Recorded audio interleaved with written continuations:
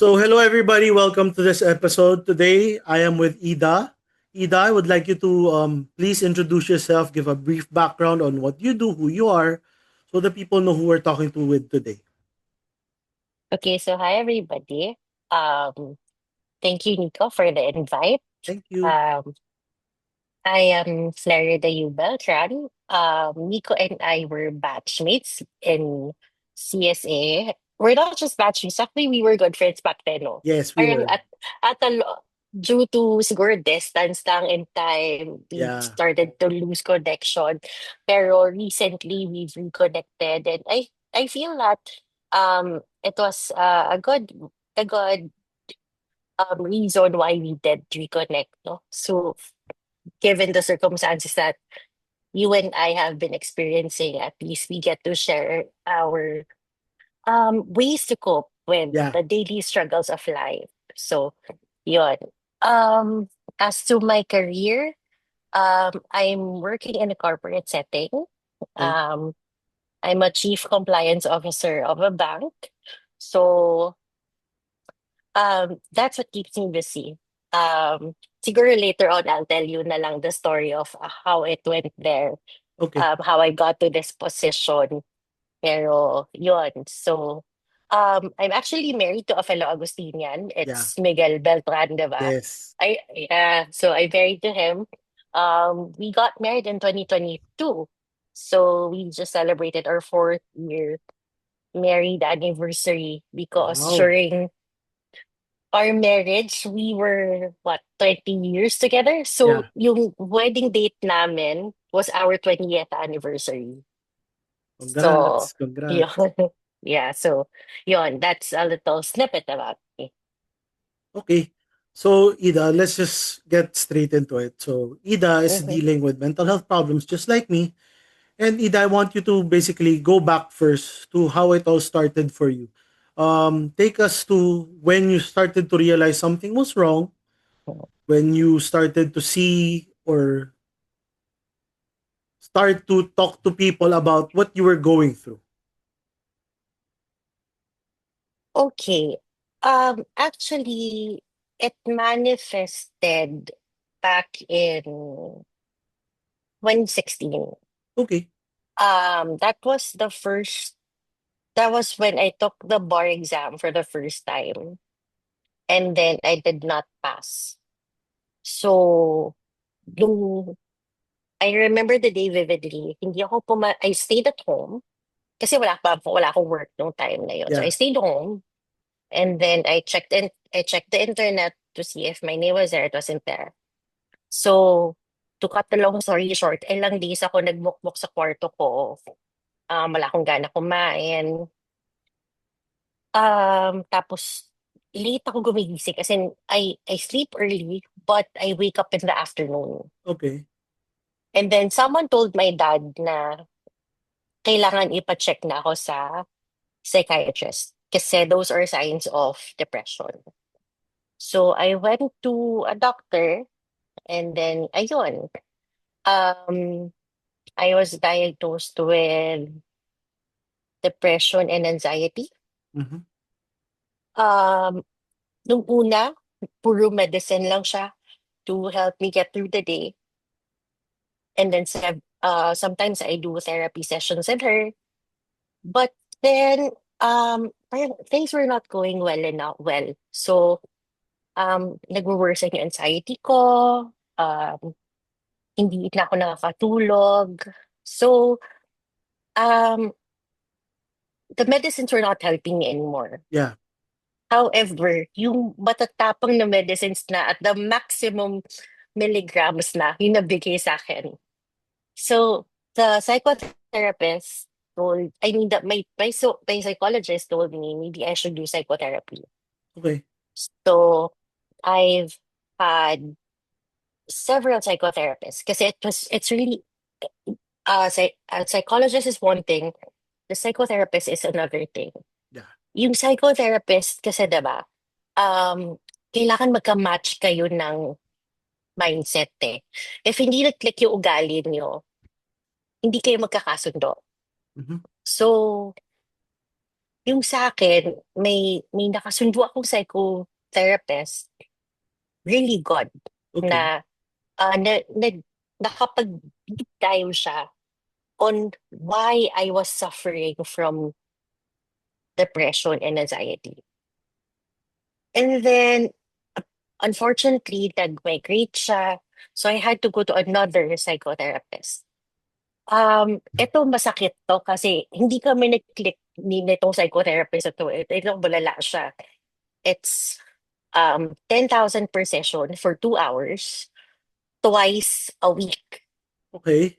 So for a week, I spend 20,000 Yeah. just for psychotherapy. Yeah. Tas hindi pa kami nag-click nitong person na to, nung psychotherapist, unfortunately. So parang, nung una, okay siya eh. Okay yung kung paano niya kung paano niya talaga dinidiin yung m- mind ko to look at the root causes of everything. Okay. So, kumbaga, ito, what is the root cause of this? Okay, what is the root cause of this? Ganon. So, ganon siya kagaling. Okay. However, hindi kasi siya yung, for me ha, hindi siya sympathetic enough na you would trust your mental state with her. Okay. Yeah. So, yun. Kaya, I stopped doing psychotherapies na. Sometimes I still do Mhm. um, uh, whenever I feel that I cannot handle anymore and I need someone to talk to. Kasi yung psychologist ko hindi pwede. Yeah. So I have a psychotherapist on call na natatawagan ko, nate-text ko. Pero ito expensive din siya. Yeah. Kasi um 2,500 for every 30 minutes. Okay. And then another 500 additional 10 minutes. So medyo expensive siya. Pero alam mo yung parang sometimes kasi minsan kailangan mo lang talaga ng may makausap eh. Yeah. Someone who would understand you. Yeah. So, yun. Now, the the the thing of it all is um I've gone through different medicines. I've also done yoga, Yeah. meditation. Nagkaroon kasi ng time, ito kasi need ko, no? In 2018, I OD'd. Okay. Yeah, I OD'd. So, um, that was the night of February 15, 2018. I OD'd. The next day, hindi ako magising ng helper. Tapos, yung kuya ko pumunta sa house, dinala ko sa hospital. So, I was on psych hold for a month. Okay. So, 1 month ako nasa hospital. Um, every day I have physical therapy for happy hormones. I have therapies with different kinds of psychotherapists. There's a family therapy, there's individual therapy, there's also physical. Meron pa akong with the psychiatrist, and then may sessions ako na one-on-one with each member of my family. So, it was something na um really helpful para lang to realize ng ibang tao around me na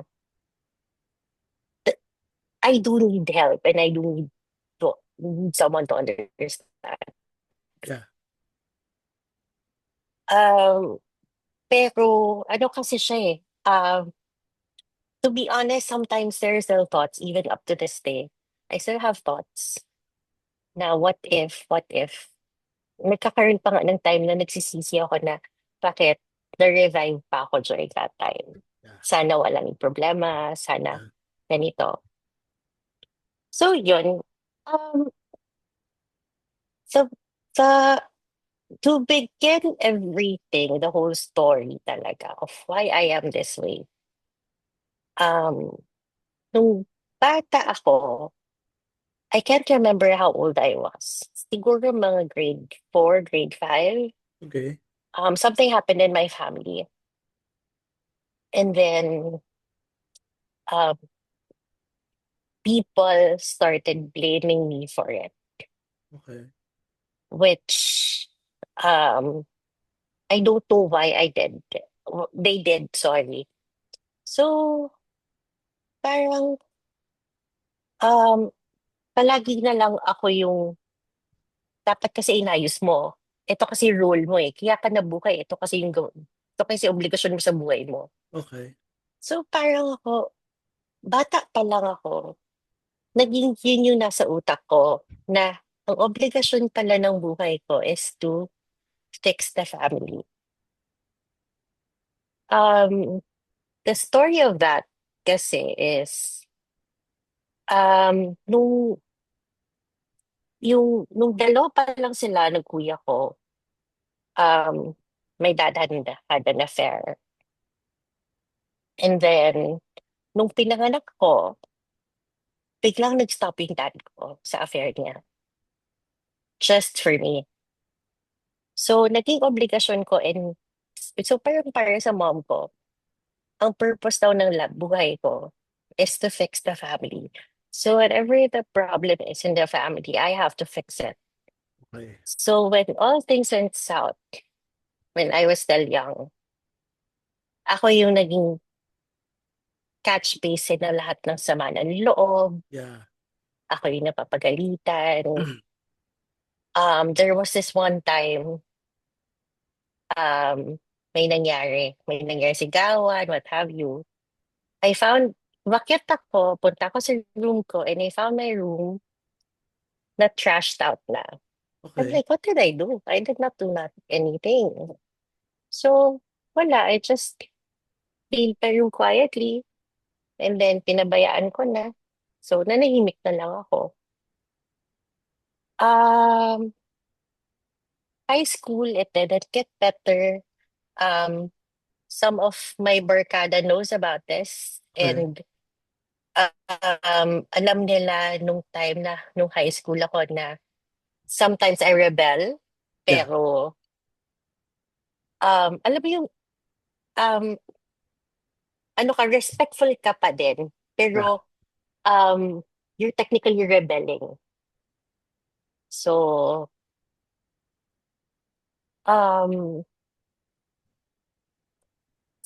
edi yun. College, ganun pa din. Yeah. Quiet rebellion. Alam mo yung parang may mga little rebellions ka na respectful ka, pero at the back of everything, nagre-rebel ka na. Yeah.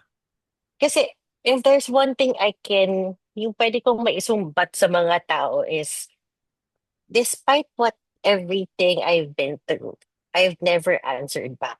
Yeah. Kahit kanino pa man. I've, I've always, pag may binabato sa akin, tatahimik lang ako. I just take it in. I never answer back. Yeah. So, yun yung naging ugali ko since I was a kid. And then college, everything happened, ganun pa rin. Um, law school, wala nang bago. So parang ano pa din, kasi ganun pa din yung naging family situation namin eh. Wala nagbago all those years. Yeah. Ang, ang kaisa-isang nagbabago lang was the treatment towards me. It was getting worse. Okay. Na, na para bang dati, ako na yung catch basin. Nung malaki na ako na yung may kasalanan bakit nangyayari yun sa pamilya namin. Okay. So, it was really hard. Um, so dun nga, yung bumagsak ako, and then I started taking medicines, I started doing therapies. Nobody knew about it except for my dad. Yeah. Yung daddy ko lang may alam na I see a doctor, I take medicine.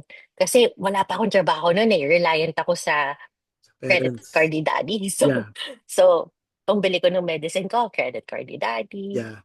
Pangbayad ko sa doctor, credit card ni daddy. So, ganun, si daddy lang nakaalam. One day, I told my brother about it. Sabi ko, um,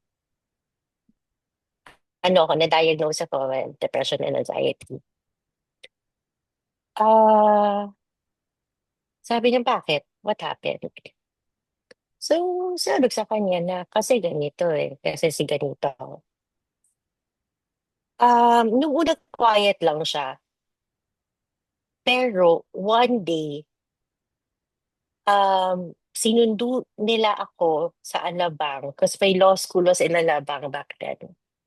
Sinundo nila ako sa Alabang.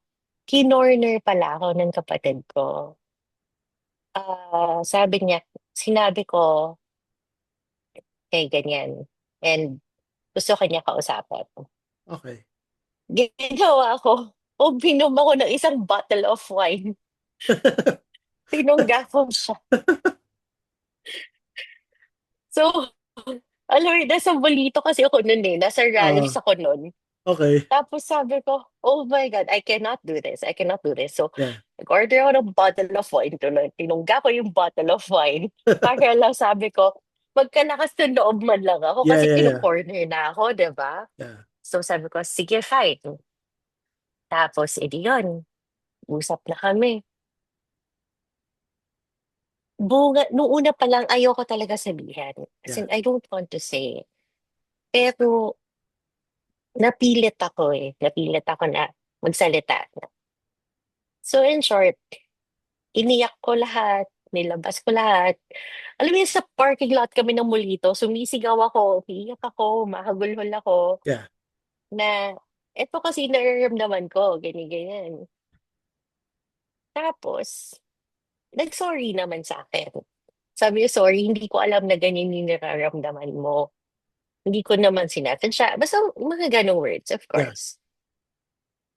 Um, Tapos, ayun, okay. I thought that was over at that. Akala ko okay na yung usapan na yon Yeah. for, para sa kanya, close na yung topic na yon. Pero sa akin, alam ko, it's not gonna take a simple sorry. Ako kasi tipo ng tao na, I forgive, but I do not forget. Yes. So, I know it's a bad habit, pero Yeah, yeah, yeah. ganun akong tao. So, akala ko okay na siya para sa kanya may closure ka na, alam mo na okay na yan. But hindi. Things did not get better. So, despite knowing what I feel and despite apologizing, things did not get better between the two of us. Um, Tapos, ano, so it came to the point na um, umiiwas na ako. Ayoko umuwi ng bahay. Mhm. Ay, wait. Umaalis ako kasi barista ako. Bagsak ako ng bar eh. Yeah. So, magbabar ako ulit. Um, Umaalis ako ng bahay ng 5:30 para tulog pa lahat ng tao. I'll get to Starbucks by 6. And then ako yung mag-open ng Starbucks. Ako nagko-close ng Starbucks until 12 midnight. Uuwi ako at 1 a.m. So, yun na yung tulog ko, 1 to 4. Kasi, 1 to 5. Kasi 5 to 5:30, mag-ready ako. So, Yeah. iwas na ako sa mga tao. Just for the sake na I wouldn't feel anything. Yeah. Kasi alam mo, ang malala pa kasi sa anxiety ko is, pag, pag na-reach na namin yung certain area na alam ko na, okay, malapit na kami sa bahay, sobrang lala na nung anxiety ko. I, Yeah. I get nauseous, I'm hyperventilating. It's Yeah. really bad. So parang, alam mo, ang sakit-sakit ng dibdib ko all the time, every time na I go home. So, yun yung naging solusyon ko para to feel better. Alis ako, maaga, wala pang gising. Uwi ako, tulog na sila. Ganun yung solusyon ko. Pero sometimes, di ka kasi nakakatakas eh. Siyempre, nandun lang sila. Yeah. So, yun.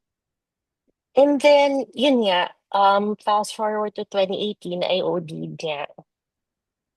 One of the exercises that the family therapist told me, gave me as an assignment, is to write everything you want to tell each of your family member. Okay. So, So, inisa-isa ko talaga. Yung una, ayoko pang sabihin lahat eh. Kasi parang akala ko kasi sa akin lang, for my own thought, for my own visibility lang. The unfortunate thing was, I have to say it out loud to them.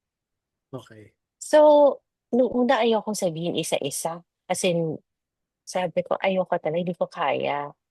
Kasi, aminin, aminin ko sa sarili ko, people pleaser kasi ako. Yeah. And one of the causes of my anxiety is whenever I feel that someone is annoyed at me or feels unpleasant about me, may anxiety ako doon.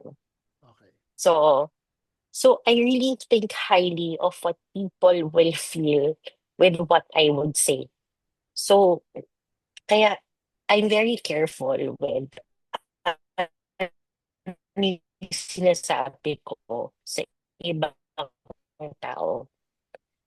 And that's why during that time, I found it really hard to say it to each of my family member. So,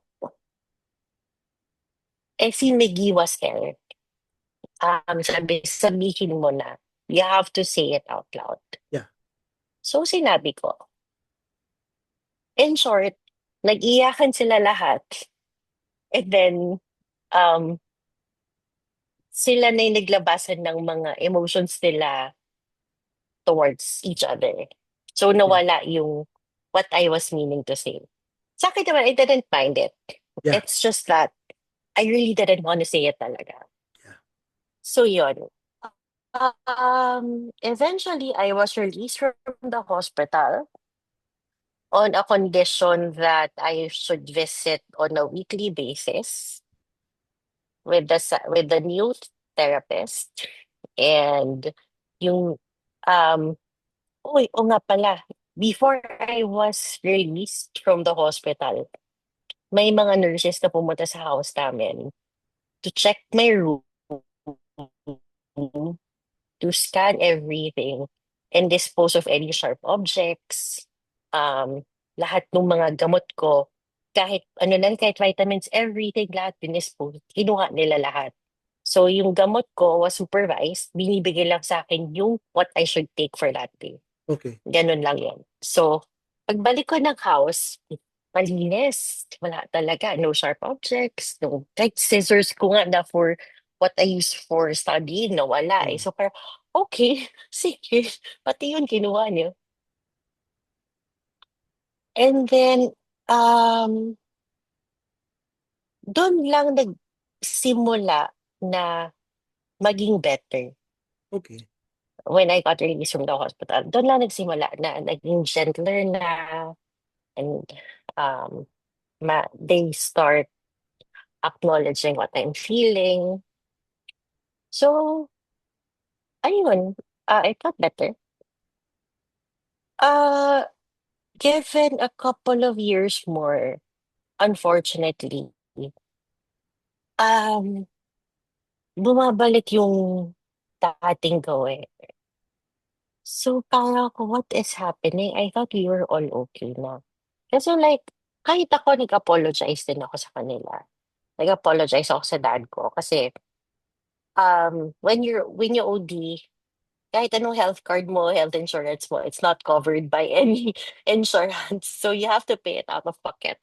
Okay. So the month that I was in the hospital for ODing, everything was out of pocket. Okay. So, nag-sorry ako sa daddy ko. Sabi ko, sorry, ang laki ng gastos mo sa akin. Lalo na, kasi walang araw na wala ako activity eh. Yeah. Palagi ako may therapy every day. So, hindi nila sa akin sinabi magkano yung medical expenses.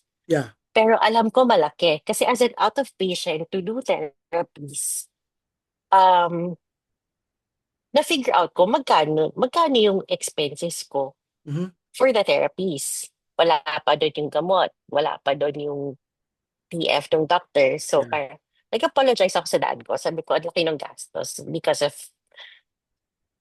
me. And then, one time, randomly, nag-uusap kami ng kuya ko. Basta pag-usapan lang yung time na I was in the hospital. Tinawag ko, sabi sa akin, alam mo, tanga mo. Ba't mo kasi ginawa yun? Sabi ko, na-shock talaga ako. akala ko naiintindihan mo na yung Yeah. condition ko. Akala ko na naiintindihan mo na yung nararamdaman ko. Apparently, hindi pala. So, parang, ay di yun na. So, unti-unti nang bumabalik sa dati lahat ng mga bagay. Na parang, what's happening? What's happening? And then, um, to be honest, sobrang dependent ko talaga sa medicine. Yeah. And then, ayun, um, to cut the long story short, technically, I failed the bar again. And then, nasan ba ako nung time? I was working in a firm, but I was working for a client. And then, ginawa nila akong compliance officer. I forgot to mention to you pala, nung third take ko nung bar, my mom forced me to quit smoking. Sabi niya, ialay mo yung pag-give up mo ng smoking mo kay Lord para sa bar mo. So, okay, I quit smoking. Um, lahat ng bad habits ko, kinwit ko. Cold turkey yun, ah. Yeah. Ang hirap mag-cold turkey kasi Yeah. Yeah. wala man lang akong last sticks to savor. Wala talaga. Nakita niya yung pack ko, kinausap niya ako, sabi, offer mo kay Lord to para sa bar mo. Sabi ko, sige. Okay, para kay Lord, para sa bar, alay ko Yeah. to. And then I pray the rosary every day. Um, before Sundays, so Saturday, I go to church. I think yung hotel namin noon was in Shangri-La. So Okay. I go to Greenbelt para lang mag-church before I go to sleep. Mm-hmm. Tapos, after every bar exam, I go to church again. So talagang lahat ginawa ko spiritually. Yeah. Um, nung while after the bar, I still continued praying the rosary. I was still not smoking. I was still praying the rosary. I was praying na um, that your will be done. Ganon. On the day of the results, um, pumunta ako during my lunch break, pumunta ako sa church kasi lumalabas usually yung results ng bar. Um, what do you call this? Mga lunch to after lunch. Yeah. So before mag-lunch, pumunta ako church. I heard mass. Sinamahan nga ako ni Miggy sa church eh. Um, during homily, sinabi niya sa akin, "Lik ka na, lumabas na tayo." Na alam ko na yung meaning nun. So paglabas ko, bigyan mo ko Yossi. So I got back to smoking Again. nung time na yon. Yeah, again. So, hindi ako bumalik ng work sa totoo lang. Sabi ko, ay wala na akong paki sa gamit ko. I don't care about my laptop. Basta ako, um, masama loob ko. Yeah. Ganun. Um, nung late at night na, I was supposed to go home na. Yung si mommy called me. Sabi niya kay Mickey, okay lang ba i-convoy mo si Ida pa uwi? Kasi baka kung ano gawin niya sa sarili niya. So, kasi alam nila na fresh from ODing pa ako nung time Yeah. na yun eh. So,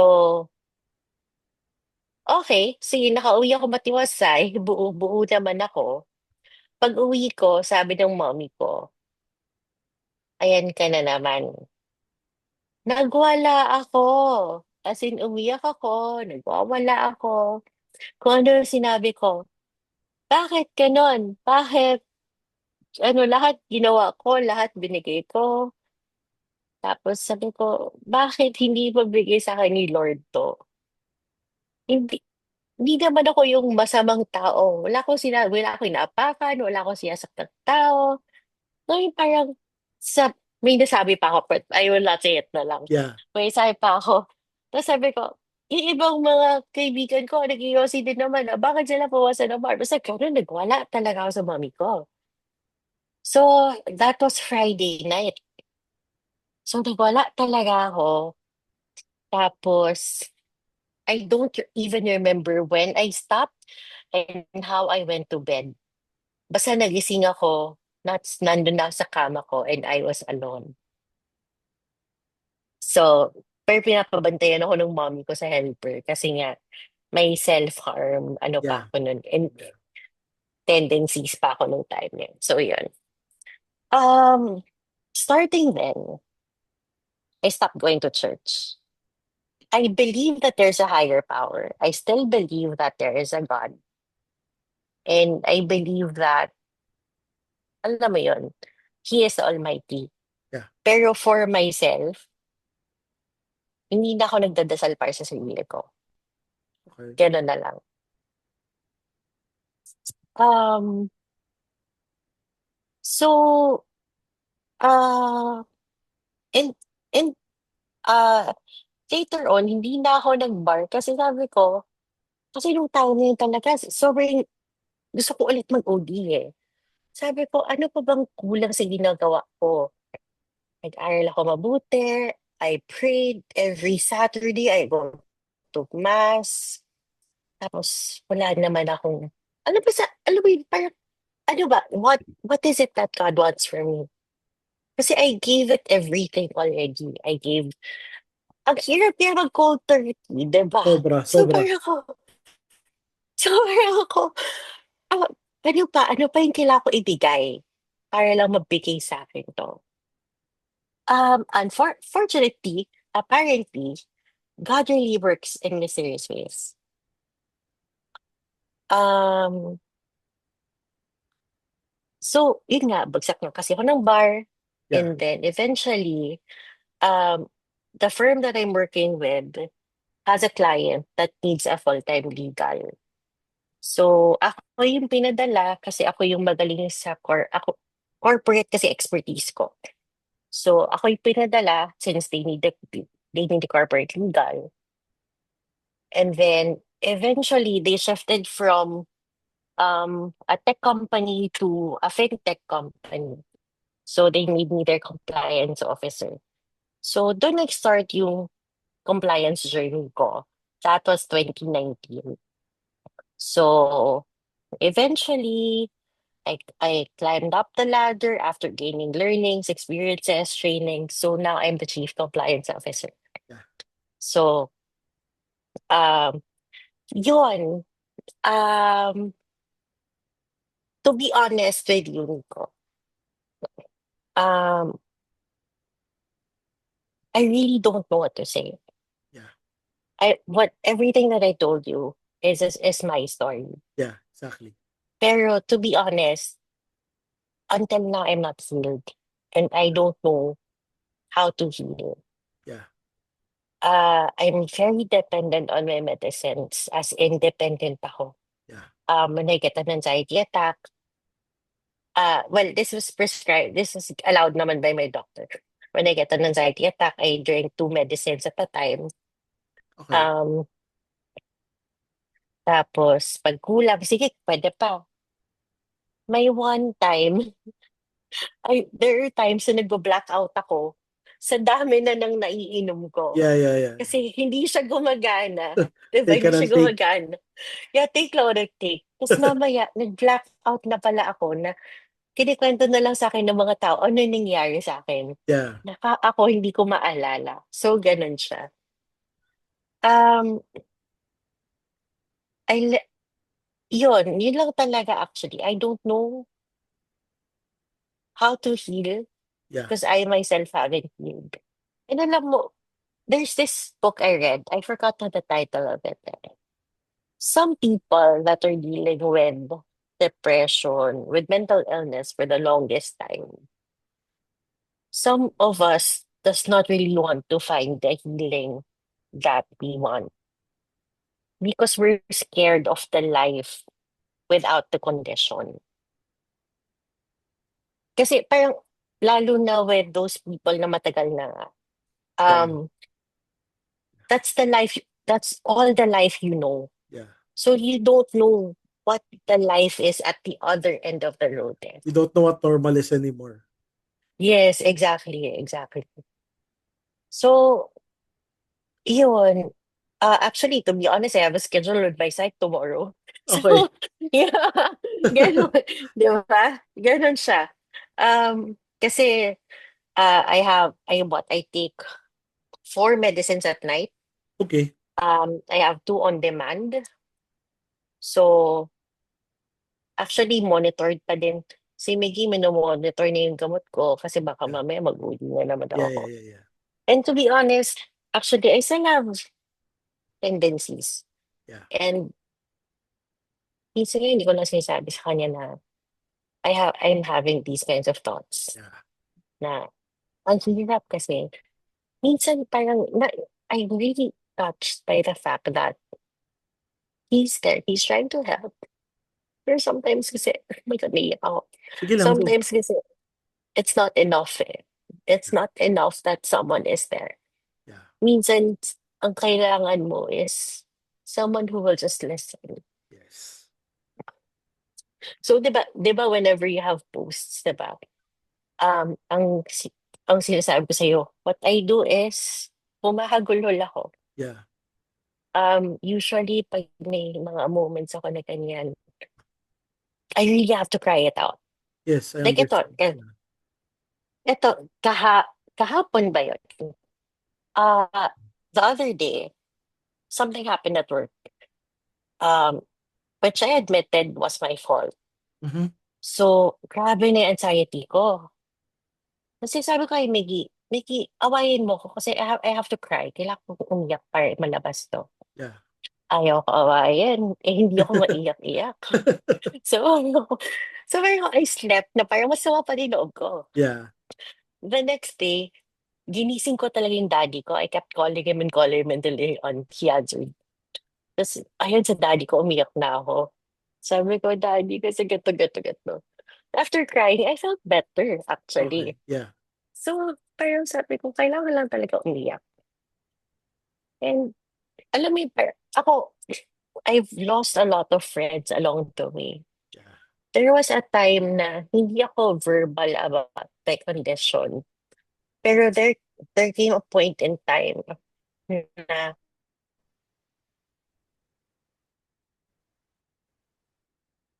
I said I have to be verbal. Ay na sabi yung depression pang mayaman, pag mahirap, walang pag-asa, something like that. Yeah. Something. Yeah. So Yeah. parang gawa-gawa lang daw ng mga tao yung depression. So because of that, I spoke up.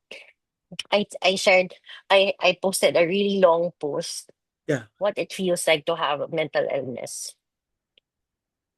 So, um, iba talaga kasi yung feeling na minsan kasi gusto mo lang mag-isa. Yeah. Yung gusto mo lang um, mag, wallow in your pain. Yes. Kasi sometimes, hindi nila naiintindihan. No matter how much you explain, hindi nila naiintindihan. Yes. And only someone that has the same condition as me can understand. That's true. That's true. So, yun. That's true. So yun So, nga. Tama naman yung sinasabi mo kasi nagigets ko yun. Like, yung lalo na yung sinabi mo nabasa mo mm, sa book. Kasi mm, parang ako 8 years, ikaw 10 years na. You're longer. Going through this, sobrang nakakatakot na parang pag bumalik ka sa normal na wala kang sakit, di mo alam na ano ba mag-function. yeah. Anong gagawin yung Oo, trabaho ko? totoo. Paano ako mag-iisip? Yeah. So, can I ask you pala, ngayon, how are you now with your family, with your situation? Do you still go to a psychotherapist? And can you explain ano ba ang psychotherapist? What is the difference with that? Sa psychiatrist, sa psychologist? Kasi ang alam lang Mm, ako normally is psychologist and psychiatrist eh. 'Di ba? yeah. Uh, so to start off, yun nga, honestly, I'm not healed. I, and if kahit tutukan pa ako ng barel, I do not know how to heal. And as much as I want to heal, like what I said earlier na in that, as I quoted in the book, I'm also afraid of what that other side Yeah, would offer me. yeah, Kasi this is all I know eh. yeah, yeah, Kasi lahat ng pinagdaanan ko, I mean, lahat ng nararamdaman ko has a connection with my childhood. yeah, So this is all I know. yeah, This is all the trauma I have had, all the mental, emotional, psychological abuse. Everything started when I was a child. So this is all I know. Uh, to be honest with you, I don't know if you've heard that. Nung high school kasi, um,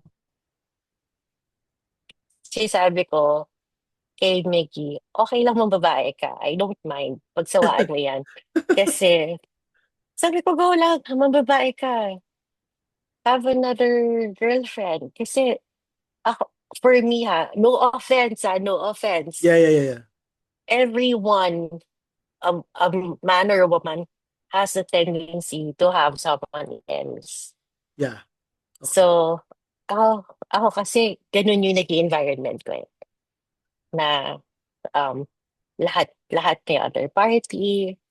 So, whether that was a woman or a man, because I'm not generalizing and I'm not pinpointing. Belief ko lang siya. Yeah, yeah, yeah, Lalo na, ito na, um, binibring down ko na yung sarili ko. yeah, Um, I'm not perfect. yeah, And there would always be someone better than me na mas mamahalin niya or mas may mag-o-offer sa kanya ng happiness. Kasi ako palang broken na ako eh. yeah, What can I offer? So definitely, there is someone better than me. Kaya I've always, yun palagi nasa utak ko is, eventually sasawa to sa akin. Eventually, iwanan ako nito. So, ganun yung mindset ko. Um, as to the psych and my psychiatrist and psychotherapy, um, I usually use my psychiatrist for my medicine kasi yeah. sila yung may S2 license. Yes, yes, yes, So, kailangan natin reseta nila. yes. For the psychotherapist, they have conversation with you to dig deep of why this is your mental state, why this is your emotional state. The only problem with psychotherapists is kailangan mahanap po talaga yung kaklik mo eh. Kasi kung hindi kayo magkasundo, hindi magiging continuous yung flow Yeah. of the healing process of the therapy session. Okay. So, kaya yun yung naging struggle ko din in life was to find the psychotherapist that clicks with me. Yeah. Okay. So yun. Ah, So, yun. ganda. Ganda nung story mo. Actually, hindi Um, ko alam yan. to be honest, they're too expensive. Yeah, the psychotherapy.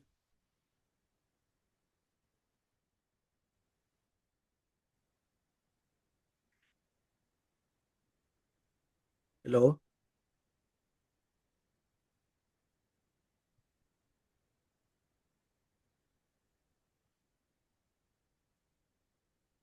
Ida.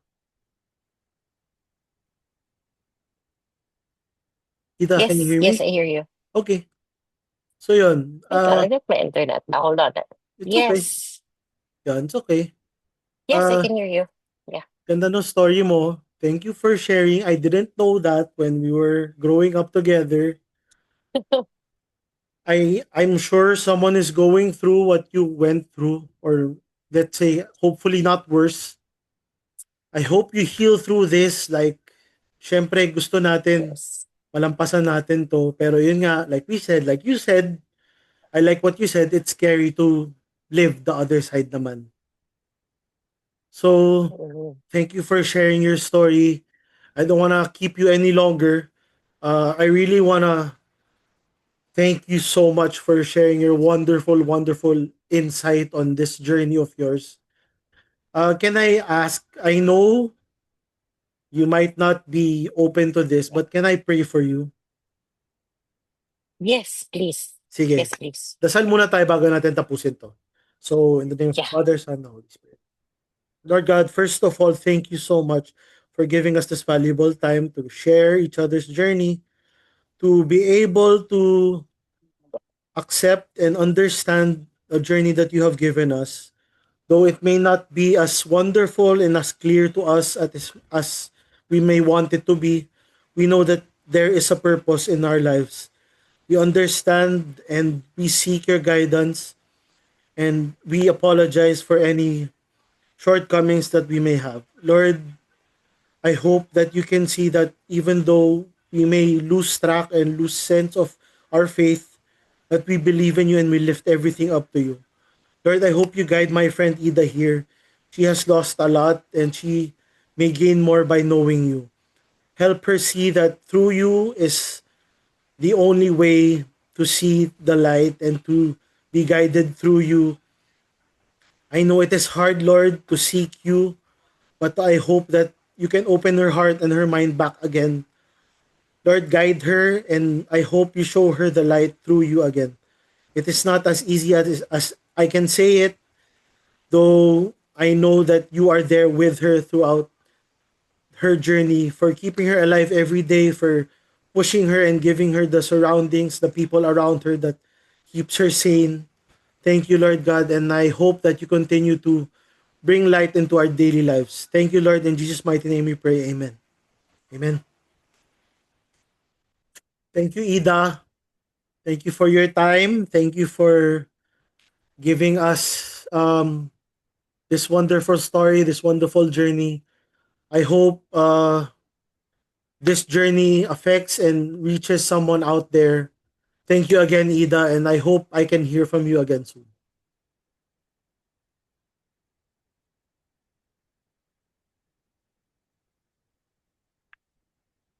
Bye bye. Thank you, Nico. Thank you so much. Bye.